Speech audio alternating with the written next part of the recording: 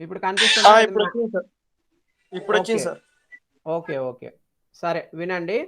Communication యొక్క ఉద్దేశాలు అనేటువంటి దాన్ని మనం ఇప్పుడు ఈ పైన బొమ్మను మీరు గమనిస్తే మీకు కమ్యూనికేషన్ యొక్క ఉద్దేశాలు చాలా స్పష్టంగా అర్థమవుతాయి. మనం ముందుగా ఒక్కొక్కటి చూద్దాం. సో, అందులో మొట్టమొదట పైన తీసుకుంటే తెలియజేయుట అనేటువంటి దాన్ని మనం కమ్యూనికేషన్ యొక్క ఒక ఉద్దేశ్యంలాగా చెప్పుకోవచ్చు. ఏం తెలియజేయుట అంటే ఏ కమ్యూనికేషన్‌లో అయినా మొట్టమొదట ఉద్దేశ్యము సమాచారము తెలియజేయాలి. అంటే మన దగ్గర ఉన్నటువంటి సమాచారాన్ని ఎదుటి వారికి తెలియచేయటం. లేదా ఎదుటి వారి దగ్గర ఉన్న సమాచారం వారు మనకి తెలియజేయటం అన్నమాట. సో, దానికోసం ఆ ఉద్దేశ్యంతో కమ్యూనికేషన్ అనేటువంటిది చేయటం జరుగుతుంది. ఓకే. వ్యవస్థ కావాల్సిన మరియు వ్యవస్థ నుండి రాబట్టవలసిన సమాచారాన్ని కమ్యూనికేషన్ ద్వారా పొందవచ్చు. మనం ఒక సిస్టమ్‌లో భాగంగా ఒక సంస్థ కావచ్చు, ఒక కంపెనీ కావచ్చు. అందులో భాగంగా మనం ఏం చేస్తాము అనంటే రకరకాల సమాచారాన్ని పంపించడం గానీ, రాబట్టడం గానీ చేస్తూ ఉంటాము. అదంతా గూడా కమ్యూనికేషన్ ద్వారా మాత్రమే సాధ్యమవుతుంది. సో, ఈ కమ్యూనికేషన్ ద్వారా ఏం తెలియజేస్తామంటే సమాచారాన్ని తెలియజేస్తాము. ఒకరి నుంచి మరొకరికి మనం పంపించడం గానీ, మనం రిసీవ్ చేసుకోవడం గానీ జరుగుతుంది. సో, ఆ ఉద్దేశ్యంతో తెలియజేయడం సమాచారాన్ని తెలియజేయడం అనేటువంటి ఉద్దేశ్యంతో కమ్యూనికేషన్ చేస్తాం. రెండవదొచ్చి బోధించుట. ఏమిటి బోధించుట అంటే ఒక బిజినెస్‌లో ఒక కంపెనీ చేసేటువంటి కార్యకలాపాల్లో బోధన అనేటువంటిది చాలా ముఖ్యమైనటువంటి ప్రక్రియ. ముఖ్యమైనటువంటి కార్యక్రమం. ఇందులో ఏం చేస్తారంటే సంస్థలోని సిబ్బందిని బోధనలచే వినియోగదారులు మన ఉత్పత్తులను కొనే విధంగా ప్రేరేపించవచ్చు. అంటే ఏంటంటే ఈ బోధించుట అంటే కంపెనీలో పనిచేసేటువంటి ఉద్యోగులుంటారు. వారికి రకరకాలుగా మనము తెలియజేయాల. అర్థం ఎలాగ చెప్పాలా, బోధించాలి. ఏమి అనంటే, మనం చేసేటువంటి ఉత్పత్తులు మన కంపెనీ నుంచి ఏ ఉత్పత్తులైతే మనం చేస్తూ ఉంటామో, ఆ ఉత్పత్తుల్ని వినియోగదారులు ఆహ్, అంటే ప్రాముఖ్యత ఇస్తూ అంటే మన ఉత్పత్తులనే కొనడానికి ముందుకు వస్తూ కొనేలాగా చేయటం. అది ఎప్పుడు సాధ్యమవుతుందంటే వినియోగదారులు మార్కెట్‌కి వెళ్ళినప్పుడు రకరకాల ఉత్పత్తులు వాళ్ళకి అందుబాటులో ఉంటాయి. సో, వాటన్నిటిని పక్కన పెట్టి మన ఉత్పత్తులనే వాళ్ళు కొనేలాగా చేయాలి అనంటే, మనం ఏం చేయాల్సి ఉంటుంది అనంటే కమ్యూనికేట్ చేయాలి. ఏం కమ్యూనికేట్ చేయాలి అంటే ఉద్యోగుల్ని సంస్థలో పనిచేసేటువంటి ఉద్యోగులకి బోధించాలనమాట. సో, కస్టమర్‌లు మనం ఆకర్షించాలి. కస్టమర్‌లు మన ప్రొడక్ట్సే కొనేలాగా చేయాలని చెప్పి ఉద్యోగులకి బోధించాలి. సో, ఆ బోధించే క్రమంలో కమ్యూనికేషన్ అనేటువంటిది ఏర్పడుతుందనమాట. సో, కమ్యూనికేషన్ యొక్క మరొక ఉద్దేశ్యం వచ్చి బోధించడము అనేటువంటిది. తర్వాత మూడవదొచ్చి ఏమిటి అంటే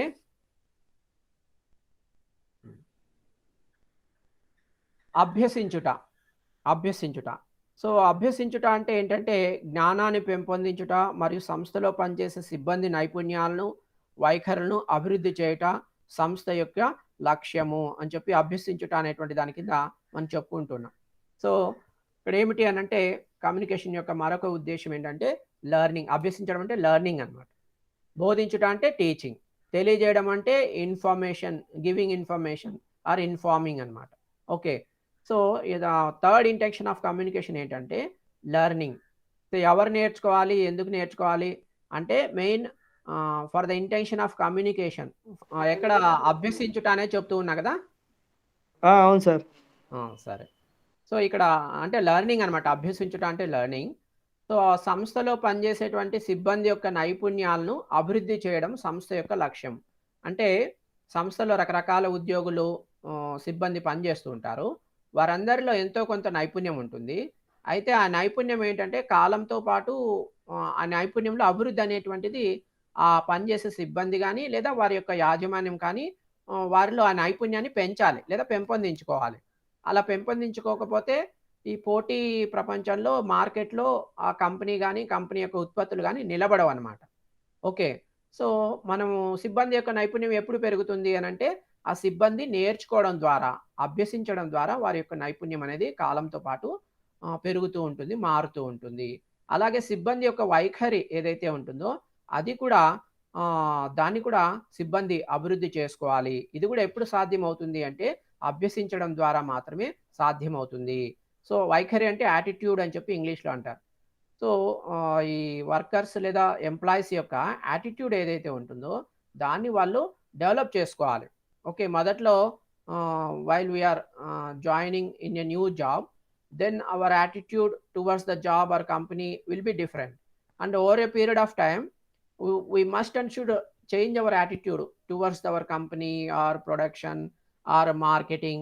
Okay, then only the company will survive. Okay, and the skill of employees should also be improved as per the time, or as per the latest technology. The skills of the employees also should be improved anamata. So this is called as learning, and the main intention of communication, this is also one of the intention of the communication. So fourth intention of the communication అంటే నాలుగవ ఉద్దేశం ఏమిటి అంటే శిక్షణ. శిక్షణ అంటే training అని చెప్పి అంటారు. శిక్షణ అంటే ట్రైనింగ్ అని అంటారు. ఓకే, ఒక్క నిమిషం, ఎవరో క్లాస్కి వస్తున్నారు, చూద్దాం.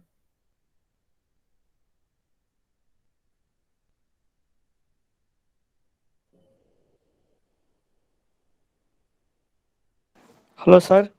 ఓకే, వినిపిస్తుందా దాదా? సార్. ఓకే.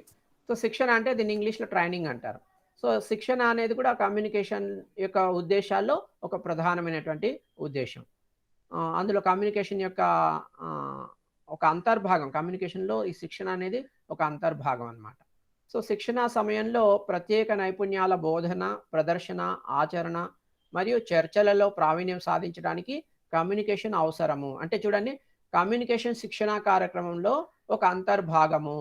అంటే మనం ఏదైనా కంపెనీలో ఉద్యోగానికి చేరినప్పుడు మనకు ఒక శిక్షణ అనేటువంటిది కంపెనీ వాళ్ళు ఇస్తారు. ట్రైనింగ్ అంటారు. ఏ ఉద్యోగంలో చేరినా కూడా కొద్ది రోజులు ట్రైనింగ్ ఇస్తారు. 1 డే కావచ్చు, 1 వీక్ కావచ్చు, 1 మంత్ కావచ్చు.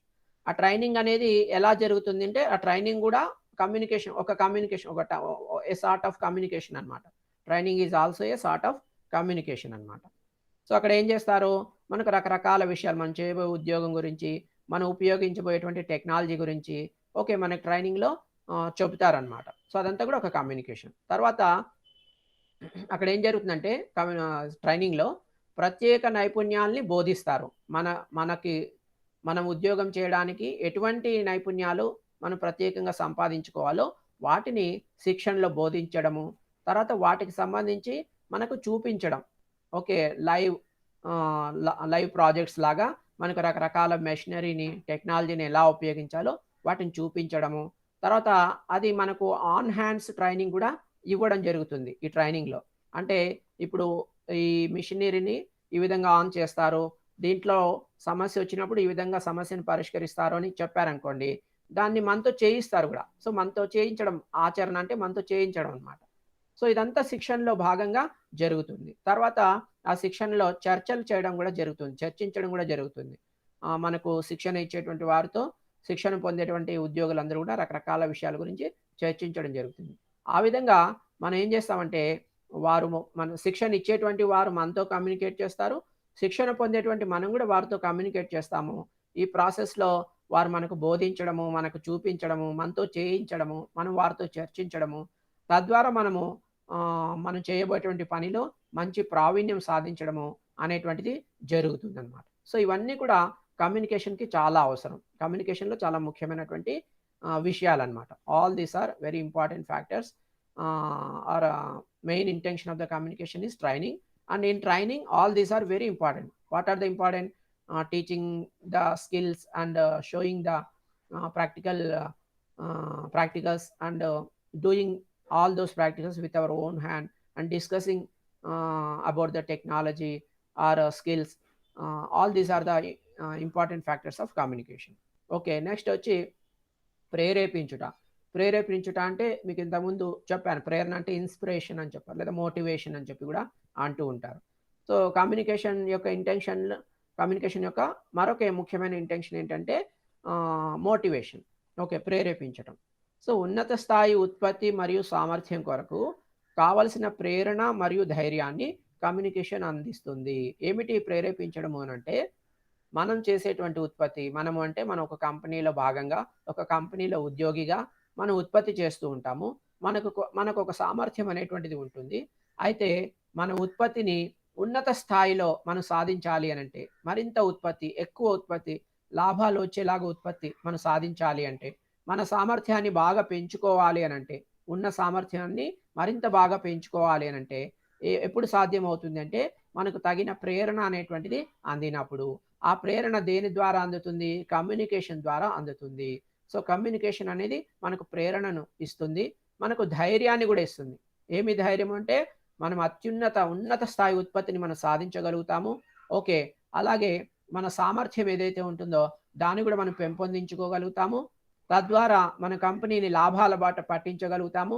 మన కంపెనీ యొక్క లక్ష్యాన్ని గూడా మనం చేరుకోగలుగుతాము అనేటువంటిది ఆహ్, అనేటువంటి ధైర్యాన్ని గూడా ఈ కమ్యూనికేషన్ అనేటువంటిది ఇస్తుందనమాట. సో, ఇది గూడా ఈ మోటివేషన్ అనేది గూడా motivation is also one of the important factor of communication అనమాట.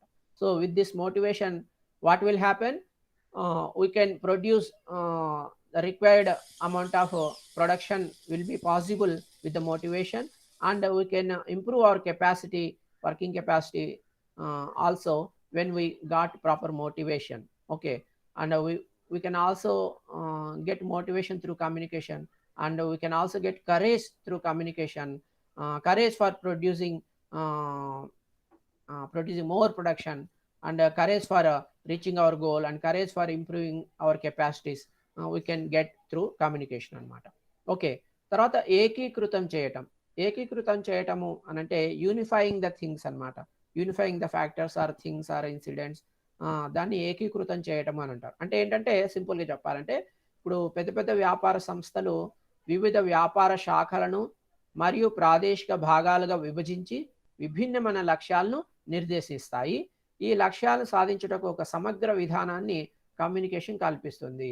సో, మరొక ఇంటెన్షన్, ఈ కమ్యూనికేషన్ యొక్క మరొక ముఖ్యమైన ఉద్దేశ్యం ఏంటంటే ఏకీకృతం చేయడం. ఏకీకృతం చేయడం అంటే అర్థం ఏంటంటే, ఇప్పుడు చిన్న చిన్న వ్యాపార సంస్థలు కాకుండా పెద్ద పెద్ద వ్యాపార సంస్థలు, అంటే ఒక ఇన్ఫోసిస్ కావచ్చు, టీసీఎస్ కావచ్చు, లేకుంటే టాటా కంపెనీ కావచ్చు, ఎల్&టీ కావచ్చు, ఇట్లాంటి పెద్ద పెద్ద వ్యాపార సంస్థలు ఏం చేస్తాయంటే, ఒక్కొక్క ప్రాంతంలో ఒక్కొక్క శాఖను, బ్రాంచ్‌ని ఓపెన్ చేస్తాయన్నమాట. ఓకే. తర్వాత ఒక్కొక్క ప్రాంతంలో ఒక్కొక్క రకమైనటువంటి బిజినెస్ బ్రాంచెస్‌ని ఓపెన్ చేస్తాయి. రీజనల్ బ్రాంచెస్ అని, లేకుంటే డిఫరెంట్ డిఫరెంట్ బిజినెస్ బ్రాంచెస్ అనేటువంటివి ఓపెన్ చేయడం చేసి, ఒక్కొక్క దానికి భిన్న భిన్నమైనటువంటి లక్ష్యాల్ని నిర్దేశిస్తాయన్నమాట పెద్ద పెద్ద వ్యాపార సంస్థలు. సో, ఆ లక్ష్యాలన్నిటిని సాధించడానికి ఒక సమగ్రమైన విధానాన్ని ఆ కంపెనీలు, ఆ వ్యాపార సంస్థలు కమ్యూనికేషన్ ద్వారా ఏర్పాటు చేస్తాయి. అంటే ఏమిటి అంటే, తమ తమ యొక్క శాఖలు, తమ బ్రాంచెస్ ఎక్కడెక్కడైతే ఉన్నాయో, ఏ ఏ ప్రాంతాల్లో ఉన్నాయో, తర్వాత తమ వ్యాపారం ఎన్ని రకాలుగా విస్తరించి ఉందో, అక్కడంతా గూడా వారి యొక్క లక్ష్యాలేంటి, ఆ లక్ష్యాలను వాళ్ళు ఎలా సాధించాలి, మొత్తం టోటల్ కంపెనీ యొక్క లక్ష్యాలు కాకుండా ప్రాంతాన్ని బట్టి లక్ష్యాలు, లేకుంటే వ్యాపారాన్ని బట్టి లక్ష్యాలు, ప్రత్యేకమైన లక్ష్యాలను నిర్దేశించడము, ఆ లక్ష్యాలను సాధించడానికి ఏం చేయాలో ఒక సమగ్రమైనటువంటి విధానాన్ని రూపొందించడము, వాటన్నిటిని కూడా కమ్యూనికేషన్ ద్వారా తెలియచేయటము. సో, దీన్నే మనము ఏకీకృతం చేయడము అని చెప్పి చెప్పొచ్చనమాట. తర్వాత కమ్యూనికేషన్ యొక్క ఉద్దేశాల్లో సంబంధము అనేటువంటిది ఒక మరొక ఉద్దేశంలాగా మనం చెప్పుకోవచ్చు. సో, రిలేషన్ అని చెప్పి అంటారు.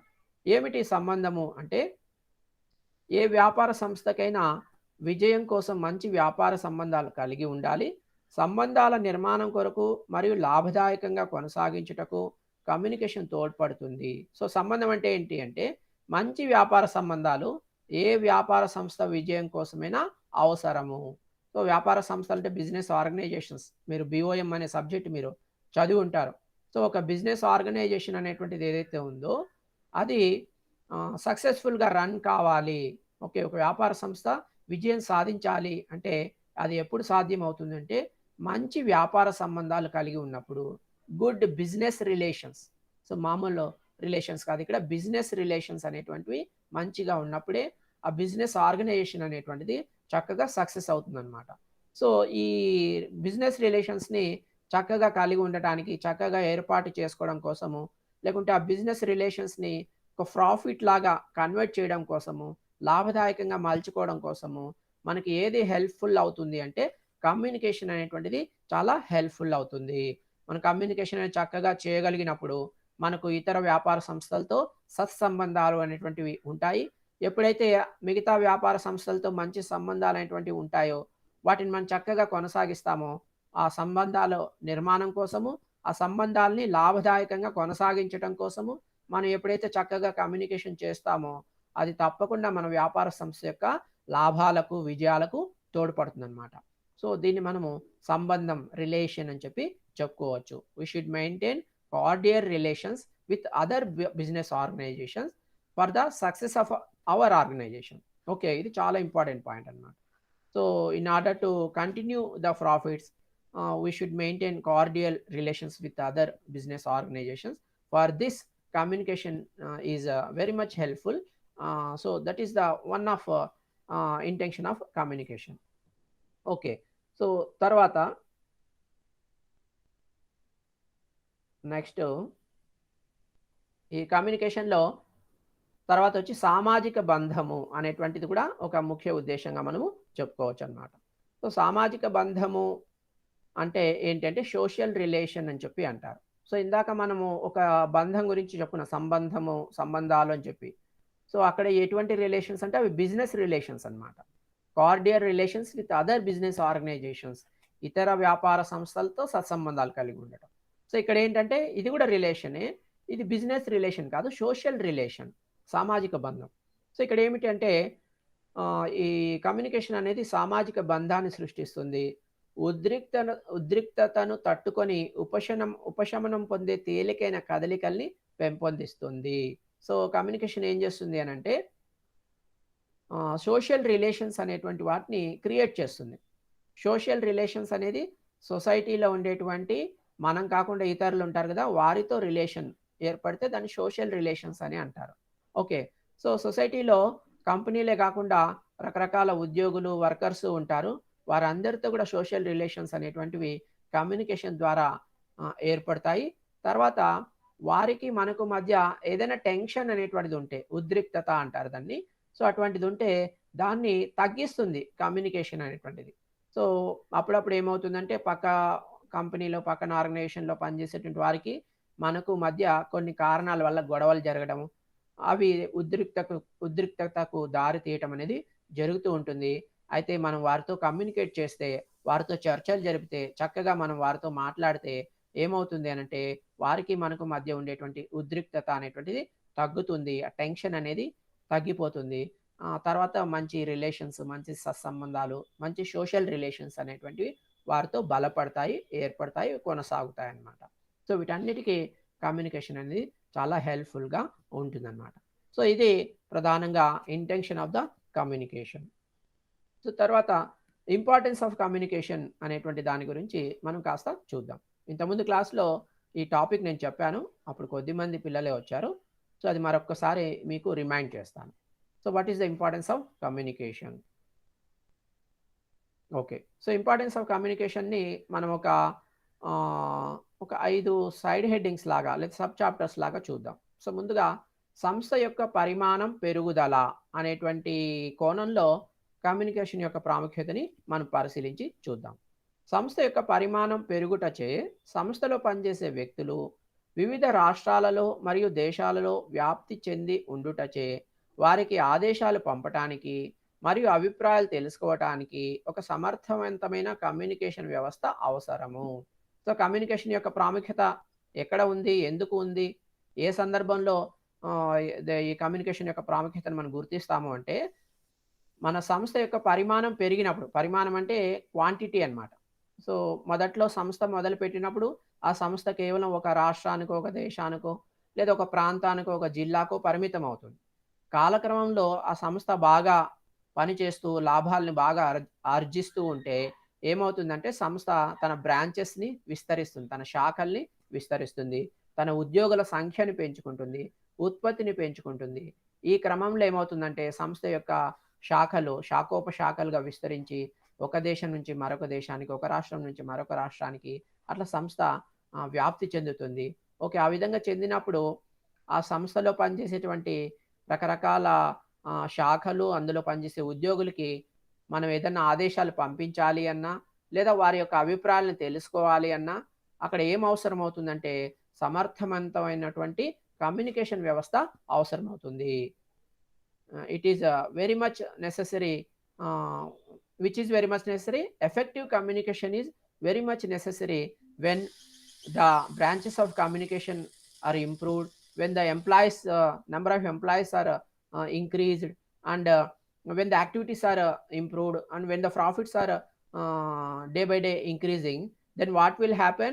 In order to communicate the orders, in order to pass on the orders to all our branches and employees, and receive the opinions of all our employees who are working in different places, different states and countries, uh, then the effective communication is very much needful. So this is also, this is one of the reason, this is the one of the importance of communication. Okay. So next communication యొక్క ప్రాముఖ్యతలో మనం ఇంకొక point ఏం చెప్పుకోవచ్చు అంటే కార్మిక సంఘాల వృద్ధి అనేటువంటి దాని గురించి చెప్పుకోవచ్చు. సో ట్రేడ్ యూనియన్లు బలంగా వృద్ధి చెందాయి. ఏ నిర్వహణ వ్యవస్థ వారి యొక్క విశ్వాసాన్ని లేదా నమ్మకాన్ని పొందకుండా విజయం సాధించలేవు. ఒక సమర్థవంతమైన కమ్యూనికేషన్ వ్యవస్థ ద్వారా మాత్రమే నిర్వాహకులకు మరియు కార్మికులకు మధ్య బంధాన్ని పెంపొందించవచ్చును. సో కార్మిక సంఘాల వృద్ధి అనేటువంటి కోణంలో మనం కమ్యూనికేషన్ యొక్క ప్రాముఖ్యతని పరిశీలించి చూస్తే, మనం చూడండి దేశవ్యాప్తంగా కానీ ప్రపంచవ్యాప్తంగా కానీ ఇప్పుడు సంఘాలు, సంస్థలు ఏవైతే ఉన్నాయో, ఆర్గనైజేషన్స్, బిజినెస్ ఆర్గనైజేషన్స్, ఆల్మోస్ట్ అన్ని చోట్ల కూడా ట్రేడ్ యూనియన్స్ అంటే కార్మిక సంఘాలు అంటారు, అవి బాగా బలంగా వృద్ధి చెంది ఉన్నాయన్నమాట. ఏ ఆర్గనైజేషన్లో అయినా ఒక యూనియన్ అనేటువంటిది ఉంటుంది. అక్కడ పనిచేసే ఎంప్లాయీస్ అంతా కలిసి ఒక యూనియన్గా ఏర్పాటై ఉంటారు. దాన్ని ట్రేడ్ యూనియన్ అని చెప్పి అంటూ ఉంటారనమాట. ఓకే. సో ఒక సంస్థ సక్సెస్ఫుల్గా రన్ కావాలి అంటే అది ఎప్పుడు సాధ్యమవుతుంది అని అంటే, ఒక ఆర్గనైజేషన్ లేదా ఒక మేనేజ్మెంట్ అనేది ఎప్పుడు సక్సెస్ అవుతుంది అని అంటే, ఆ ఆర్గనైజేషన్లో పనిచేసే ఉద్యోగుల యొక్క సంఘాలు, కార్మిక సంఘాలు ఏవైతే ఉంటాయో వాటి యొక్క నమ్మకాన్ని, విశ్వాసాన్ని ఖచ్చితంగా ఆర్గనైజేషన్ లేదా మేనేజ్మెంట్ పొందాలన్నమాట. అప్పుడు మాత్రమే ఆ సంస్థ అనేది విజయవంతం అవుతుంది. ఆ సంస్థ తను చేసేటువంటి కార్యకలాపాల్లో విజయం అనేటువంటి సాధిస్తుంది. తన లక్ష్యాన్ని కూడా సకాలంలో సాధించగలుగుతుంది. So an organisation reaches his goal when it gains, when the trade unions of that organisation believes in that organization, or have belief on that organization, then that organization will succeed in their activities అన్నమాట. తర్వాత ఒక సమర్థవంతమైన communication వ్యవస్థ ద్వారా మాత్రమే నిర్వాహకులకు మరియు కార్మికులకు మధ్య బంధాన్ని పెంపొందించవచ్చు. సో ఈ కమ్యూనికేషన్ అనేటువంటిది ఎఫెక్టివ్గా లేకపోతే, సమర్థవంతంగా లేకపోతే ఏమవుతుంది అని అంటే, ఒక మేనేజర్కి తర్వాత లేబర్స్ లేదా వర్కర్స్కి మధ్య ఉండేటువంటి బంధం ఏదైతే ఉంటుందో ఆ బంధము మెల్లగా దృఢపడడం కాకుండా సడలిపోతుంది అనమాట. అంటే రిలేషన్స్ అనేటువంటివి సరిగా ఉండవు, వారి మధ్య కమ్యూనికేషన్ గ్యాప్ అనేది ఏర్పడుతుంది. అది అనేక రకాల సమస్యకి దారితీస్తుంది. అంతిమంగా సంస్థ యొక్క అపజయానికి, సంస్థ యొక్క నష్టానికి కారణమవుతుంది అనమాట. సో ఇది జరగకూడదు. సంస్థ విజయం సాధించాలి, సంస్థకు లాభాలు రావాలి అంటే అది ఎప్పుడు సాధ్యము అంటే, సంస్థ యొక్క నిర్వాహకుడు అంటే మేనేజర్, తర్వాత సంస్థలో పనిచేసేటువంటి కార్మికులు అంటే వర్కర్స్, వారి మధ్య ఓకే మంచి కమ్యూనికేషన్ అనేటువంటిది ఉండాలి. ఎఫెక్టివ్ కమ్యూనికేషన్ అనేటువంటిది ఉండాలి. ఎఫెక్టివ్ కమ్యూనికేషన్ అనేది వారి మధ్య ఉండే రిలేషన్ని, బంధాన్ని బాగా బలపరుస్తుంది. అది ఆ వర్కర్స్కి ఆ కంపెనీ మీద, ఆ కంపెనీ యాజమాన్యం మీద, ఆ కంపెనీ నిర్వాహకుల మీద నమ్మకం కలిగేలాగా చేస్తుంది. అంతిమంగా అదే కంపెనీ యొక్క లక్ష్యాన్ని సాధించడానికి, కంపెనీ విజయ పథంలో దూసుకెళ్ళడానికి కారణమవుతుందన్నమాట. సో ఇక్కడ ఈ కోణంలో చూసినప్పుడు ఈ కమ్యూనికేషన్ యొక్క ప్రాముఖ్యత అనేది మనకు చక్కగా అర్థమవుతుంది. సో కమ్యూనికేట్ చేయాలి, తెలియజేయాలి, సమాచారాన్ని తెలియజేయాలి. కమ్యూనికేషన్ గ్యాప్ అనేది లేకుండా చూసుకోవాలి. ముఖ్యంగా మేనేజరు ప్లస్ వర్కర్స్ మధ్య, లేదా ఓనర్ కంపెనీ యొక్క యాజమాన్యం మరి అందులో పనిచేసే సిబ్బంది మధ్య ఎటువంటి గ్యాప్స్ అనేటువంటివి లేకుండా చూసుకోవాలి. అది ఎప్పుడు సాధ్యమవుతుందంటే ఎఫెక్టివ్ కమ్యూనికేషన్ ద్వారా మాత్రమే సాధ్యమవుతుంది. ఓకే. తర్వాత కమ్యూనికేషన్ యొక్క ప్రాముఖ్యతలో మూడవ పాయింట్ ఏంటి అంటే, మానవ సంబంధాలకు పెరుగుతున్న ప్రాముఖ్యత అనేటువంటి కోణంలో మనం చూస్తే, కార్మికులు యంత్రాలు కాదు మానవులు, వారు సొంత ఆశలు మరియు ఆకాంక్షలు కలిగి ఉంటారు. నిర్వాహకులు వాటిని గుర్తించి వాటిని సఫలీకృతం చేసుకోవడంలో సహాయపడవలేను. ఇది కమ్యూనికేషన్ ద్వారా మాత్రమే సాధ్యపడుతుంది. అంటే చూడండి, సంస్థలో పనిచేసేటువంటి వర్కర్లు ఎవరైతే ఉంటారో వాళ్ళని మనం మనుషుల్లాగా చూడాలా. ఓకే. మిషనరీ వేరు, మనుషులు వేరు. యంత్రాలు ఏవైతే ఉంటాయో ఫ్యాక్టరీలో, ఆ యంత్రాలకి కోరికలేముండవు. ఆశలు, ఆకాంక్షలనేటువంటివి ఏవి ఉండవు. కానీ ఆ యంత్రాలతో ఆ యంత్రాల్ని పని చేయించే లేదా ఆ యంత్రాలతో పనిచేసేటువంటి కార్మికులు ఎవరైతే ఉంటారో వారికంటూ తమదైన కొన్ని ఆశలు, ఆకాంక్షలు ఉంటాయి కార్మికులకి. వాటిని ఆ సంస్థలో ఉండేటువంటి నిర్వాహకులు అంటే మేనేజర్స్ గుర్తించాలి. గుర్తించి వారి ఆకాంక్షల్ని నెరవేర్చుకోవడానికి ఓకే. సహాయ సహకారాలు అందించాలి. ఇవన్నీ ఎప్పుడు సాధ్యమవుతుంది అనంటే కమ్యూనికేషన్ ద్వారా మాత్రమే సాధ్యమవుతుందనమాట. ఓకే. అంటే ఉద్యోగులు పనిచేసే ఉద్యోగులకి ఉండేటువంటి ఆశలు, ఆకాంక్షలు ఏవైతే ఉంటాయో వాటిని ఐడెంటిఫై చేయాల. A manager should identify the intentions, the desires of workers who are working under their control in a company, and the manager should cooperate uh, to those workers for fulfilling their desires and aims. All this, all these all this is possible only when there is a proper communication between the manager and workers. Okay. So ఇది ఒక communication యొక్క ప్రాముఖ్యతలో ఇదొక ముఖ్యమైనటువంటి point అన్నమాట. తర్వాత ప్రజా సంబంధాలు. So ప్రతి సంస్థ వినియోగదారుల పట్ల, ప్రభుత్వ సరఫరాదారుల పట్ల మరియు ప్రజల పట్ల సామాజిక బాధ్యత కలిగి ఉంది. వ్యవస్థ తన రూపాన్ని ప్రదర్శించుటకు కమ్యూనికేషన్ అన్నది ఒక మార్గంగా చెప్పబడుతున్నది. సో ఒక ఆర్గనైజేషన్ ఏదైతే ఉందో ఆర్గనైజేషన్ యొక్క రూపం మనకు ఏ విధంగా తెలుస్తుంది? మనకు ఎలా కనిపిస్తుంది? అంటే ఒక సంస్థ యొక్క రూపాన్ని మనము ఊహించుకోవాలంటే అది కమ్యూనికేషన్ ద్వారా మాత్రమే సాధ్యమవుతుంది. సో ఆర్గనైజేషన్ అంటే ఉదాహరణకి మనం ఇన్ఫోసిస్ అనేటువంటిది ఒక ఆర్గనైజేషన్ ఉంది. దాన్ని మనం ఊహించుకోవాలంటే ఎలా ఊహించుకోగలుగుతాం? మనం అక్కడ పని చేయటం లేదు. మనం కళ్ళతో మొత్తం ఇన్ఫోసిస్‌ని కళ్ళతో చూడలేం. ప్రపంచవ్యాప్తంగా దాని శాఖలు, తర్వాత వేల సంఖ్యలో ఉద్యోగులు, మెషినరీ అన్నీ ఉంటాయి. మొత్తం కళ్ళతో చూడలేము. కాబట్టి ఆ సంస్థ యొక్క రూపాన్ని మనం ఊహించుకోవడం అనేది సాధ్యం కాదు. సాధ్యం ఎప్పుడవుతుంది అనంటే సంస్థలో పనిచేసేటటువంటి వారు ఉద్యోగులు కానీ, లేకుంటే నిర్వాహకులు, మేనేజర్లు కానీ ఆ సంస్థ గురించి చక్కగా కమ్యూనికేట్ చేస్తూ మనకు చెప్పగలిగితే అది వినడం ద్వారా మనం ఆ సంస్థ యొక్క రూపాన్ని ఊహించుకోవచ్చనమాట. అంటే ఆ రూపం మన కళ్ళ ముందు ప్రదర్శింపబడుతుంది. మన మనసులో ముద్ర పడుతుంది ఆ రూపం యొక్క ముద్ర. ఆ విధంగా మనం ఊహించుకోగలుగుతాము. తర్వాత వినియోగదారుల పట్ల, ప్రభుత్వ సరఫరాదారుల పట్ల మరియు ప్రజల పట్ల సామాజిక బాధ్యత కలిగి ఉంది. ఏది? ప్రతి సంస్థ. ఇదొక పాయింట్. ప్రజా సంబంధాల్లో మరొక పాయింట్ ఏంటంటే ప్రతి సంస్థకు సామాజిక బాధ్యత ఉంటుంది. అంటే సోషల్ రెస్పాన్సిబిలిటీ అంటారు. ఇంకా సింపుల్‌గా మీకు అర్థమయ్యేలాగా చెప్పాలంటే లేటెస్ట్‌గా మనం వింటూ ఉన్నాం. కార్పొరేట్ సోషల్ రెస్పాన్సిబిలిటీ అంటారు. కార్పొరేట్ సోషల్ రెస్పాన్సిబిలిటీ అని. సో సంస్థ ప్రైవేట్‌దైనా కావచ్చు, ప్రభుత్వందైనా కావచ్చు, లేదా పబ్లిక్ సెక్టార్ అండర్‌టేకింగ్ అయినా కావచ్చు, కార్పొరేట్ కంపెనీ అయినా కావచ్చు. ప్రతి సంస్థకి సోషల్ రెస్పాన్సిబిలిటీ అనేటువంటిది ఉంటుంది. సో ఎవరి పట్ల రెస్పాన్సిబుల్? సొసైటీ పట్ల. సొసైటీ పట్ల అంటే ఎవరు? సొసైటీలో ఉండేటువంటి ప్రజలు. ఓకే. పీపుల్. తర్వాత సొసైటీలో ఉండేటువంటి కస్టమర్స్, వినియోగదారులు. ఓకే. అలాగే ప్రభుత్వం. ఏ ప్రభుత్వం అయితే వారికి రకరకాల సరఫరా సదుపాయాల్ని కలుగజేస్తుందో, ఏ వినియోగదారులైతే ఆ సంస్థ యొక్క ఉత్పత్తుల్ని కొనుగోలు చేస్తూ ఆ సంస్థ యొక్క సేవల్ని వినియోగించుకుంటారో, అలాగే ఏ ప్రజలైతే ఆ సంస్థ యొక్క కార్యకలాపాలు తమ చుట్టూ జరగడానికి, నిర్వహించుకోవడానికి ప్రత్యక్షంగా, పరోక్షంగా సహకరిస్తారో వారందరి పట్ల ప్రతి సంస్థకు కూడా సామాజిక బాధ్యత, సోషల్ రెస్పాన్సిబిలిటీ అనేటువంటిది ఉంటుంది. So every organization must and should have social responsibility, which is called as corporate social responsibility. This responsibility is towards the people, towards the customers, and towards the government. Okay.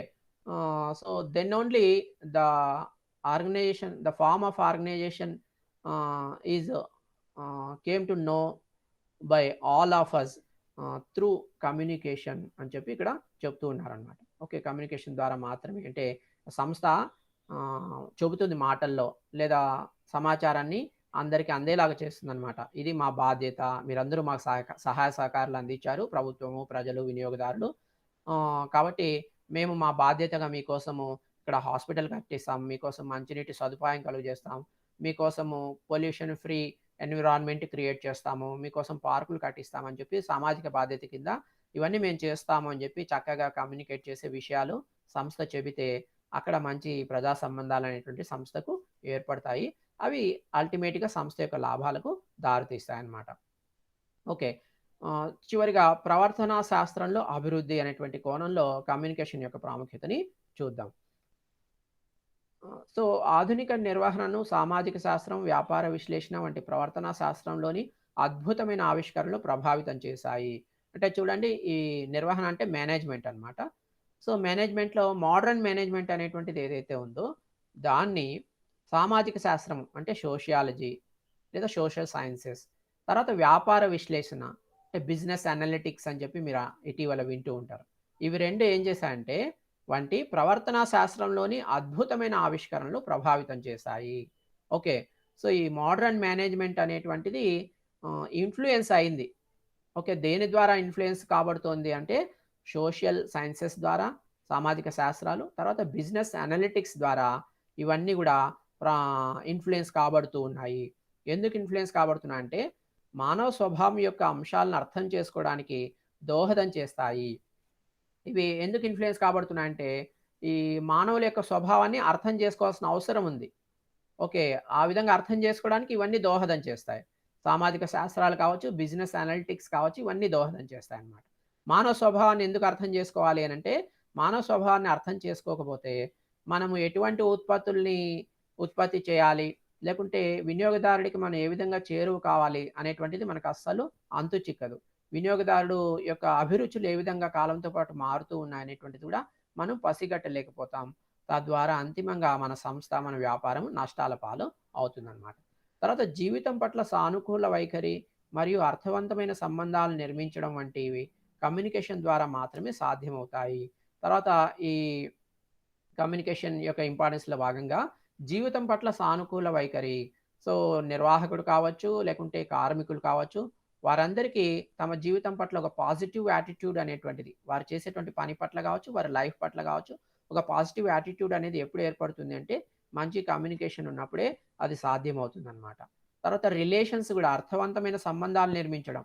So, కార్మికుడికి యజమానితో, కార్మికుడికి యాజమాన్యంతో, లేకుంటే కార్మికుడికి నిర్వాహకుడితో, అలాగే ఒక సంస్థకి పక్క సంస్థతో, ఒక కంపెనీలో పనిచేసేటువంటి వర్కర్‌లకి పక్కన కంపెనీలో పనిచేసే వర్కర్స్‌తో, వీరి వీరి మధ్య మీనింగ్‌ఫుల్ రిలేషన్స్, అర్థవంతమైన సంబంధాలు ఏర్పడడానికి కూడా కమ్యూనికేషన్ అనేది చాలా హెల్ప్‌ఫుల్ అవుతుందన్నమాట. సో, ఇది కమ్యూనికేషన్ యొక్క ప్రాముఖ్యత మరియు ఉద్దేశ్యం. మిగతా మనము నెక్స్ట్ క్లాస్‌లో చూద్దాము. మీకు క్లాసు 11:30 అయింది. వేరే క్లాస్ ఉంటుంది. ఆ క్లాస్‌కి వెళ్ళండి. ఓకే ఓకేనా? సార్.